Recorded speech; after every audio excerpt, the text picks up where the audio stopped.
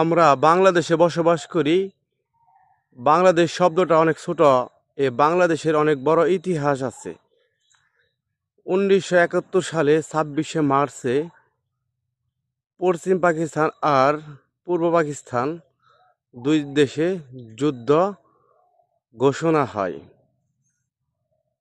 টানা 9 মাস যুদ্ধে লক্ষ লক্ষ মানুষ শহীদ হয়, তাজা প্রাণ দিয়ে দেয়, তাজা রক্ত দিয়ে।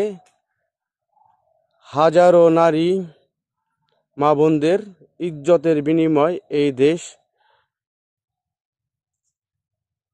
16ই ডিসেম্বরে স্বাধীনতা ঘোষণা পায় বাংলাদেশ।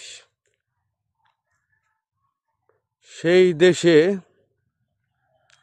কিছু কুলাঙ্গার এমপি মন্ত্রী, কিছু সরকারি চাকুরিজীবী, বড় বড় কর্মকর্তা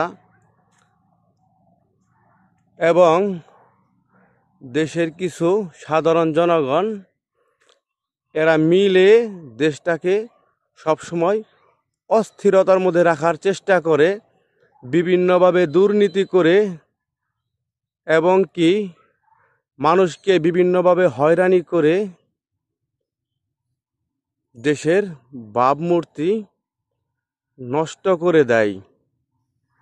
এই কুলাঙ্গাররা দেশের সবসময় ক্ষতি চায়। এরা বাংলাদেশের মানুষ না এবং বাংলাদেশকে তারা ভালোবাসে না। যারা বাংলাদেশকে ভালোবাসে তারা বাংলাদেশের কখনো ক্ষতি চায় না। হাজারো লক্ষ লক্ষ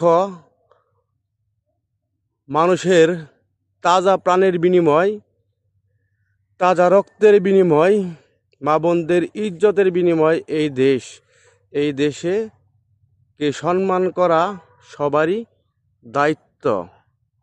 সেই দেশে কিছু কুলাঙ্গার দেশটাকে